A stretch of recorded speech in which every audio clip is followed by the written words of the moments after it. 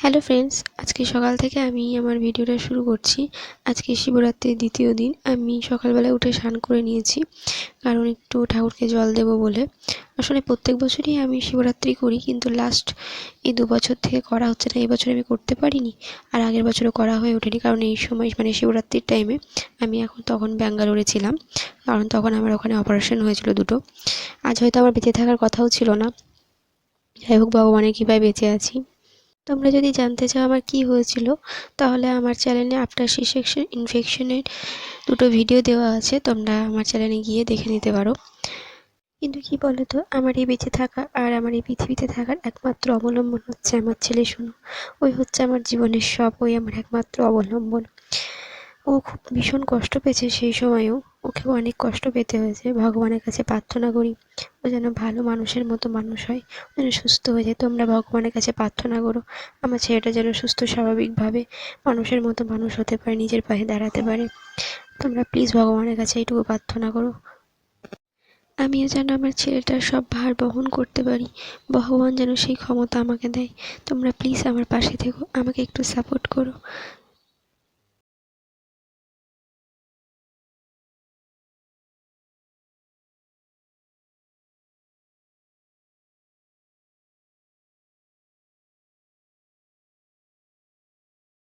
So friends, আমার ঠাকুরকে জল দেওয়া হয়ে গিয়েছে।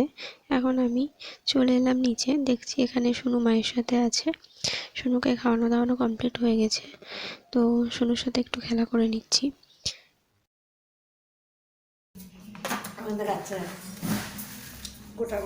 কোথায় যাবা?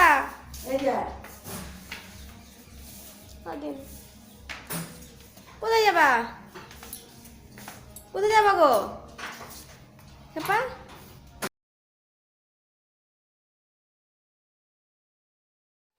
দেখো ফ্রেন্ডস, আমি ভাবলাম ওকে সিঁড়ি থেকে নামাবো, ও সিঁড়ি থেকে নামবে না, ও পড়ে যাবে। আমার হাতটা ধরে কেমন পিছন দিকে ভিজুতে ভিজুতে চলে যাচ্ছে। যখন ঠাকুর ঘরের সামনে চলেই এলাম, ভাবলাম ওকে একটু ঠাকুরকে প্রণাম করিয়ে নিই। তো এখন ঠাকুরকে প্রণাম করিয়ে চলে এলাম নিচে একটু খেয়ে নেবো বলে। আমি একটু খাবারটা খেয়ে নিই, আসলে সকাল থেকে কিছু খাইনি, সেই জন্য একটু বেগুনি ভেজেছিল মা, তো একটু বেগুনি আর মুড়ি খেয়ে নিলাম। আমার খাওয়া দাওয়া কমপ্লিট হয়ে গেছিলো। আমার খাওয়া দাওয়া কমপ্লিট করার পর আমি সোনুকেও ভালোভাবে তেল মাখিয়ে স্নান করে নিয়ে চলে এলাম খাওয়াতে। দেখো ও কিছুতেই খাচ্ছে না, ও একদিন ধরে একদমই খেতে চাইছে না, শরীরটা ওর একদম ভালো যাচ্ছে না বলে কোনোভাবেই খাওয়ানো সম্ভব হচ্ছে না। যেহেতু এখানে আর খাওয়ানো হলো না, আমি এখান থেকে অন্য জায়গায় নিয়ে চলে গেলাম। যাই হোক, তো এখন ওকে যেমন তেমনভাবে খাইয়ে নিয়েছি কিছুটা। ও ভীষণ ঘুম পেয়েছে, ওকে ঘুম পাড়িয়ে দিয়েছি, যে মা আছে ওর পাশে, ওকে একা কিছুতেই রাখা যায় না। এই যে এখন বিকেল হয়ে গেছে, বিকেলবেলায় ওকে একটু দুধ খাইয়ে দিয়েছি কিছুটা, যেমন তেমন করে কষ্ট করে। তো এখন ওকে একটু মায়ের কাছে দিয়ে আসি, দিয়ে আমি একটু চুলটা আঁচড়ে নেব। তো ওকে ফ্রেশ করে দিয়ে মাকে দিয়ে এলাম। এই দেখো, এটা আমাদের মহারানী একটু লিপ বাম নেবে। ওর মায়ের কাছে প্রত্যেক দিন লিপস্টিক নেয়, এত বারণ করে কিছুতেই শোনে না। চলো এখন আমি চুলটা আঁচড়ে নিই। জানো, আমার এর থেকে অনেক বেশি চুল ছিল ফ্রেন্ডস, অনেক। কিন্তু যেহেতু আমার অপারেশন হয়, আমার লাইফে এমন কিছু ঘটনাগুলো ঘটে, তার জন্য আমার প্রচুর চুল উঠে গেছে। অনেক চুল, আরও অনেক চুল ছিল আমার, অনেক বড় ছিল এবং অনেক গোছও ছিল চুলের মধ্যে, সেগুলো এখন আর নেই, অনেক চলে গেছে, একদম টাক পড়ে গেছিলো, তার থেকে এখন কিছুটা হয়েছে। চলো বাইরে যাই একটু। এই যে সন্ধ্যাবেলায় মা একটু গাজরের হালুয়া বানাচ্ছে, তোমাদেরকে একটু দেখিয়ে নিই কীভাবে শর্টকাটভাবে গাজরের হালুয়া বানানো যায়। এই দেখো, ঘিয়ের মধ্যে গাজর দিয়ে দিয়েছে, একটু ভেজে নিচ্ছে, ওখানেই তেজপাতা আর কাজু একসাথে দিয়ে দিল। এটা হচ্ছে গাজরের শর্টকাট রান্না এবং খেতেও ভালো। চলো তোমরা দেখে নাও। এখন ওইগুলোকে ভেজে নিচ্ছে ঘিয়ের মধ্যে, কড়াই ঘি দিয়েছিল মা।